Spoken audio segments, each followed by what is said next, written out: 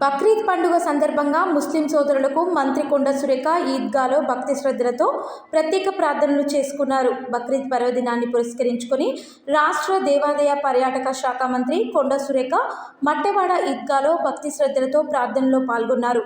ఈ సందర్భంగా మంత్రి కొండ సురేఖ మాట్లాడుతూ భక్తికి, త్యాగానికి బక్రీద్ పండుగ జీవితంలో ఎదురయ్యే సమస్యలను వెరవకుండా దేవునిపై విశ్వాసంతో సన్మార్గంలో జీవించాలని మానవాళికి గొప్ప సందేశాన్ని ఇస్తుందన్నారు. అల్లా దీవెనలతో ప్రతి ఒక్కరూ సుభిక్షంగా ఉండాలని కోరారు.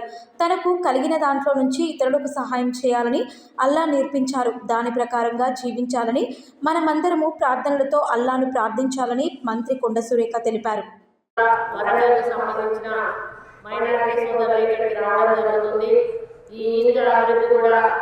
తప్పకుండా ఏదే అవసరమన్నా కూడా నేను తీసుకొని రెస్పాన్సిబిలిటీ నా వంతు అభివృద్ధి చేస్తానని కూడా తెలియజేసుకుంటా ఉన్నాను. మరి ఇంకా మంచి పండుగ మీతో నాలుగు మాటలు మాట్లాడే అవకాశం కల్పించిన మరి మీ అందరికీ కూడా అదేవిధంగా అల్లా అందరికీ కూడా మంచిగా చూడాలి, మంచి పడాలి, మంచి పండుగ పడాలి. మరి మన జీవితాల్లో ఆధ్వర్యంలో మన తెలంగాణ ముందుకు వెళ్ళడానికి అల్లా ఆశీర్వాదం ఎప్పుడు కూడా ఉండాలి. మరి మనం ఆలయానికి పెట్టుకున్న ఆలయానిలో మీలో చాలా నిరుపేదలు ఇళ్ల కోసము, పెన్షన్ల కోసము, రేషన్ కార్డుల కోసము పెట్టుకున్నారు. వాటన్నిటిని కూడా పూర్తి చేసే బాధ్యతగా మరి కాంగ్రెస్ పార్టీ తీసుకుంటుంది. త్వరలోనే మీకు ఎంక్వైరీ జరిగి అర్హులైన వాళ్ళందరికీ కూడా పెన్షన్స్ కానీ, రేషన్ కార్డ్స్ కానీ, ఇల్లు ఇచ్చేటువంటి కార్యక్రమం కూడా తీసుకుంటాము అని తెలియజేసుకుంటూ మరి మీటింగ్లో వచ్చినప్పుడు చెప్పాను, మైనారిటీ కుటుంబాలు ఉన్నటువంటి ఏరియాలో సర్వే చేయండి. వాళ్ళ ఇళ్లలో కనీసం లెటరీన్స్ కూడా లేవు, అటువంటి ఇల్లు చాలా ఉన్నాయి.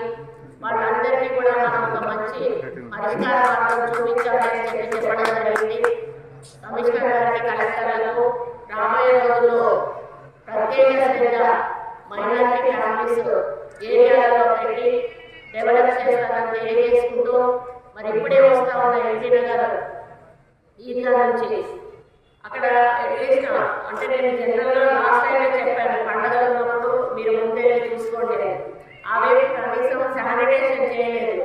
కార్యక్రమాన్ని కమిషనర్కి చెప్పాను, వెంటనే ఇక్కడ ఉన్నటువంటి ఇన్స్పెక్టర్కు మెమో ఇవ్వండి.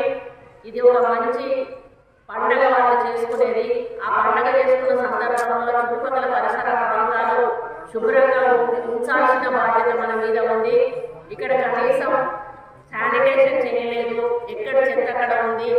మరి నేను వస్తున్నానని తెలిసినాక కూడా మరి అటువంటి కార్యక్రమాలు చేయలేదు, పండుగ ముందన్నా కూడా చేయలేదు. కాబట్టి వెంటనే మెమో ఇష్యూ చేయమని చెప్పాను.